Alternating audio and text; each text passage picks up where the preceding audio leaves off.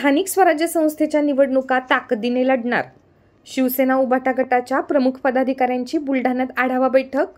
Mini मंत्रालयाच्या निवडणुकीसाठी उद्धव ठाकरे गटाला आतापासूनच मैदानात उतरला आहे.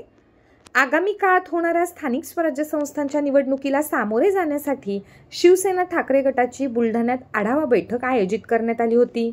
या बैठकीला जिल्ह्यातील प्रमुख पदाधिकारी उपस्थित होते. आगामी काळात स्थानिक स्वराज्य संस्थेत शिवसेना उभाटा पक्षाला यश मिळावं आणि शिलेदार शिवसेनेचा बसावा.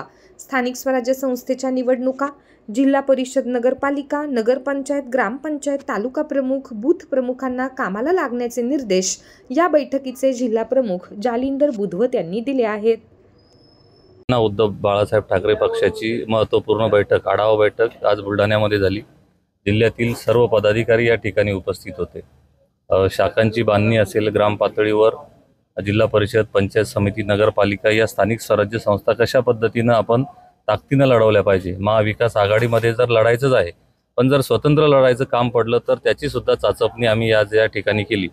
आणि अध्यक्ष असेल याचा विश्वास आम्हाला यासाठी आहे की घाटावरच्या महाविकास आघाडीच्या ज्या आपल्या विधानसभेच्या सीट्स आहेत त्या फार थोड्या मतांनी या ठिकाणी पराभव झालेला आहे.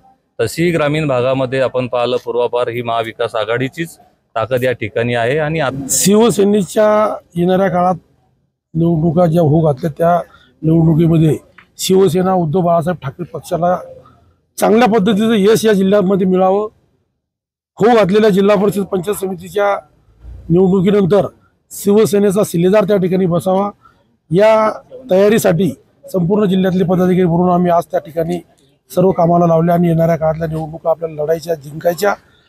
यानंतर नगरपालिका, जिल्हा परिषद, पंचायत समिती, ग्रामपंचायत ह्या येणाऱ्या काळात या 6 महिन्यात संपूर्ण निवडणुकाचे जास्तीत जास्त ठिकाणी आपला विजय कसा होईल यासाठी प्रत्येक तालुक्यातील तालुका प्रमुखांना, उपतालुका प्रमुखांनी, शाखा प्रमुखांनी गाव लेवलवर कामाला लागावं या सूचना आम्ही आज या ठिकाणी दिल्या.